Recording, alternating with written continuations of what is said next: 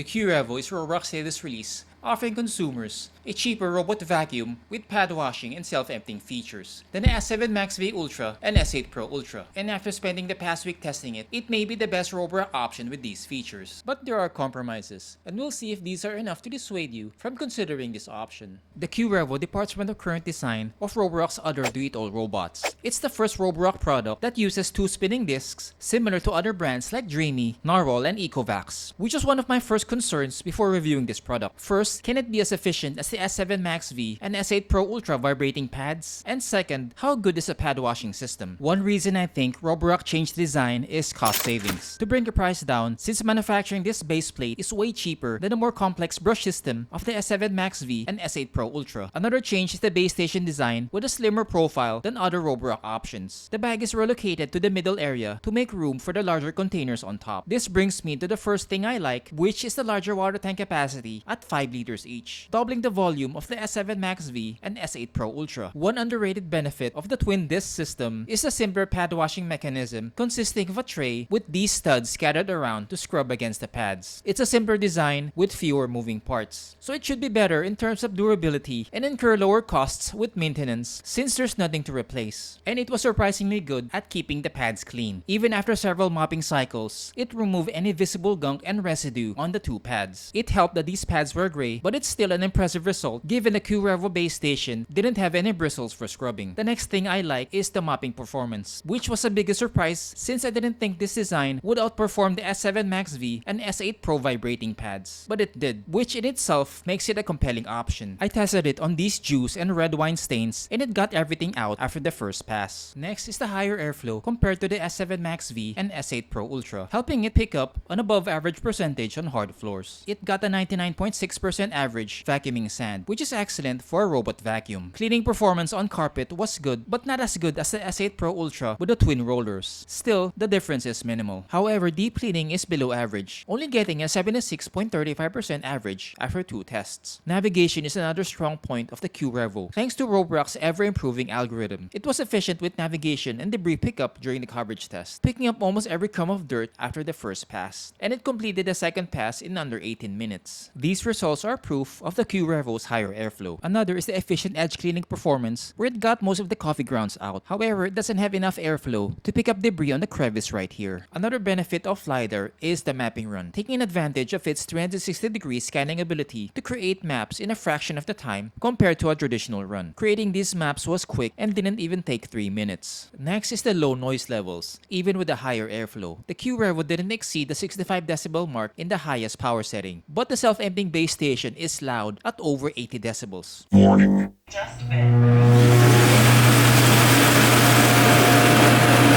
So consider this a heads up. Next, we'll look at the things I don't like, starting with the obstacle avoidance system. While the Q Revo is equipped with the Reactive Tech obstacle avoidance technology, it wasn't as good as the S7 Max V. It struggles immensely with stretch wires and won't evade small objects well. Another struggle is this weighing scale, where it climbed over several times. What it can avoid are items that are big enough for the front IR sensor to detect. Items like pet feces, toys like this Rubik's Cube, and footwear. It did better at evading coiled wires, as seen in this overhead shot, but tangled on the loosely wrapped ones, which is a slight downgrade from the S8 Pro and S7 Max V Ultra. The obstacle recognition system also wasn't as accurate at identifying obstacles, only showing cones. A downgraded result compared to the S8 Pro that was more precise at identifying items like wires, pet feces, and footwear. If you look closely at the front sensor, it only has the IR sensor but without the 2 lasers flanking it, which may be the reason why it isn't as good. While the Q Revo was mostly excellent during the cleaning experiments, it struggled to clean hair, only picking up 24.5%. One plus with the bristleless roller is that it's easier to dislodge hair without scissors. Lastly, here are some random things I noticed while testing it. This robot will still function even without the mopping pads, which wasn't the case for the Narwhal Frio. It gives consumers more options with what configuration to use for deployment. Another is the auto-empty port relocation to the back of the robot, meaning it has a smaller space to empty debris. Despite the downsized port, the self-emptying performance is still superb. I tried emptying an overflowing dustbin full of Quaker Oats and it got everything out. Like all vibro-equipped Roborock options, the Q Revo also has the pad lift feature with a 7mm lift. Unfortunately, even with a higher lift, it's not enough to avoid the surface of rugs or carpets. The best option for consumers is to use the avoid option in the app to evade these areas after they are tagged on the map. Another thing I noticed is the cleaning settings going back to the default option after a cleaning cycle. For example, you use the vacuum only mode, and when you decide to use the robot again, it'll go back to the hybrid option where the vacuuming and mopping functions are engaged. One workaround is to use a scheduling feature or customized tab and choose the optimal settings for each area. Like the S8 Pro, the Q Revo uses a bristled side brush, which isn't as durable as the all-rubber brush. I don't see any difference in performance, but the all-rubber version is easier to clean and more durable. The Q Revo app retains most of the features in the other Roborock apps, but I noticed a new feature added called thresholds. It's similar to an invisible wall in that it blocks the robot from going past it. I tried it on open door paths and it blocked the robot from going past these areas. So why did Roborock add this feature if it seems redundant? I'm guessing to offer consumers a better way of organizing each map based on their needs. You don't need to use it at every threshold since the Q Revo can go over shorter ones like this half-inch strip. To conclude this video, the Q Revo may be Roborock's best value option with its efficient vacuuming and mopping performance, combined with a lower price point compared to the S7 Max V and S8 Pro Ultra. The simpler pad cleaning module doesn't require as much maintenance as the more complex system of Roborock's two more expensive options. If you don't mind the downgraded obstacle avoidance, then the Q Revo is probably the best value do-it-all option for Roborock.